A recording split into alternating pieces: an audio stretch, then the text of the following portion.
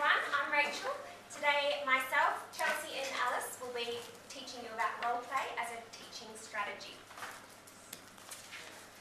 I'm the number one speaker, not most important, but number one. First up, the topics that I'll be covering will be the what, the where, the why, the limitations of role play, and then I'm just going to give a brief example at the end.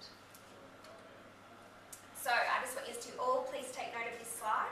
Throughout the presentation there's a couple of slides that have a smiley star on it, and they're slides that you will actually be quizzed on later in the presentation, so make note of those ones.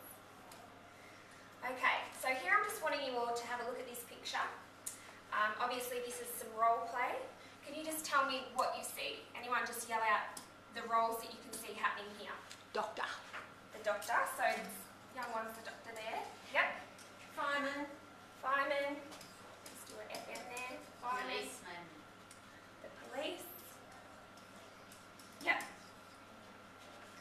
Yes. Yep, nurse. Yep. Well done. It's a bit hard to see. Thank you. And just the last one here. Builder. Hey, Jack, he's got a tool belt. He's a bit hard to see, but he's a builder. So now can you just give me a couple of stereotypical characteristics that these parts play? So how do you think the policeman would differ from the doctor, the nurse, the fireman? Law enforcer. So he would be like a superior, a law enforcer. Very Bossy. serious. Debatable. It may be debatable, yes. What about the doctor? How would you expect someone to act if they were being a doctor? Expertise. Right, yeah, that's great. Nice. Tell us. Training. Nice. Palm Nolan? Nice. Nice. We want the doctor to be nice. Yeah, great. Oh, yes. What about the nurse? Caring. Oh, thank you, nurse, sister. Caring and nurturing. Yeah. The fireman, what do we want him to act like? Brave. That's great, yeah. Strong. Brave and strong, good. And finally the builder, what would make him different to the rest of the role plays here? He'd be good with his hands. Oh, yes. We hope the doctor would be too, in fact. One more for the builder. Uneducated. What about positive for the builder? I'm sure it's really hard to become a builder. Can we have a positive one for the builder? Handy, great. Yep. Hands and handy. Similar. So the purpose of me using this slide, when I Googled role play, this is the first picture that come up, and I thought that that was really interesting, seeing as these kids are all sort of kinder age, about 4 or 5. Even from a young age, we are made aware of how different roles are to play.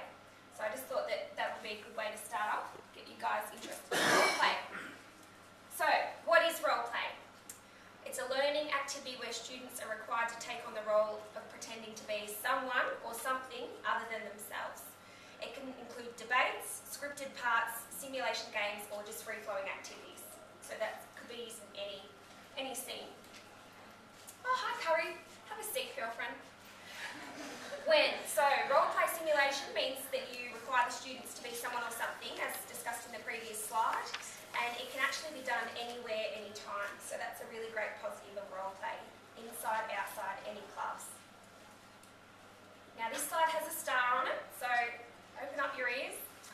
So why should we use role play as an effective teaching strategy? It encourages social interactions, so role play doesn't really mean much if you're doing it on your own with nobody to view. It can change your existing beliefs, so if you're to play someone other than yourself, it gives you a different person's perspective, and it changes their understanding in conclusion with that. It encourages the students to be in activities that bring realism to their learning, so it's a really great way to engage in real life activities and let them see other people's sides of you within that activity. And it can be taught to anybody, any age. We had the 4-year-olds there pretending to be doctor, nurse, builder, and we've got some of us more mature role players up here, and we know how to do it as well. It's sort of like a learnt behaviour that we get off telly and parents, and can learn it anywhere. And it can also be done numerous times without getting really boring. So all you need to do is change who is being the role player, who is giving the script, and it's a whole new different game. Another star on this one. Continuing with the why, it could be done in a small group or in a large class setting, and it can be done at any age in any subject, and it's fun. It's better than sitting there and just writing all day, listening to your teacher all day. play. It gets you up, gets you involved, gets you moving. And I'll just give you guys a couple of seconds to have a look at some of the strengths of role play. Take note that you will be quizzed on them, so just try and remember a couple if you can.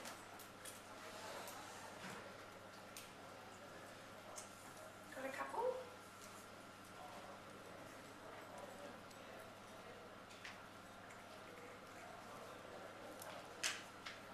Okay. Moving on. The limitations of role play. This also has a star on it, so just make a note of these as well. Role play is amazing and great and fun as it is, does have its limitations.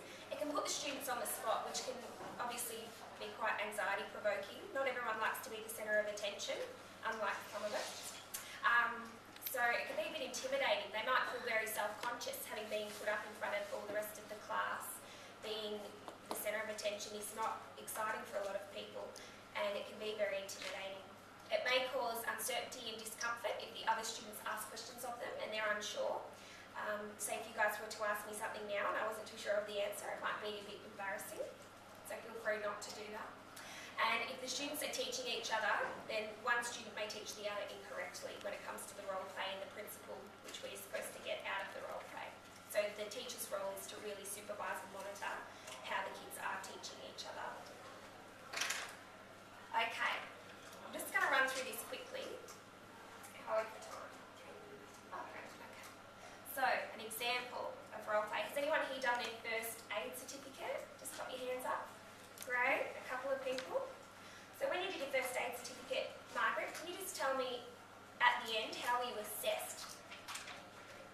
It's a long time ago. Many moons ago. I've got a little cheat picture here that maybe you could... Yeah, that I followed the correct procedures. The dummy died, but... The dummy. So what did you find using the dummy? Your dummy died, but that's okay. Yeah. So I put CPR here as an example. So what did you have to do to your dummy? Pretend I was doing Right. life-saving operation. Yes. Okay. Jordan, how did you find that, pretending on a dummy, being put in that situation? It's probably better than practicing on a real person. I imagine it would be. But it does mean that if you ever actually had to do it on someone real, it would be slightly different. Yeah, that's right. I agree. Inga, when you did yours, did you find that beneficial as an assessment criteria, having to show that you could do it? Yes, it's definitely easier than explaining because then you get filled up with the sequence and whenever you... So it helped you to remember. Yes, and when you do things practically, you remember, okay, well, I've done this, next step this, and you can actually think things through. Yeah, really good. And I guess it also gives you that opportunity if things go wrong, what you could have done better, and it's easy to remember when you've been placed in that situation. Okay. Any questions, anyone? Did anyone not like that aspect of CPR when you had to get down and do your compressions and your breaths? Wow. Did the first time? Alice? Well, you have done a few times. You get a bit puffed, don't you? I guess that's more to the experience of what actually occurs during a real life situation like that.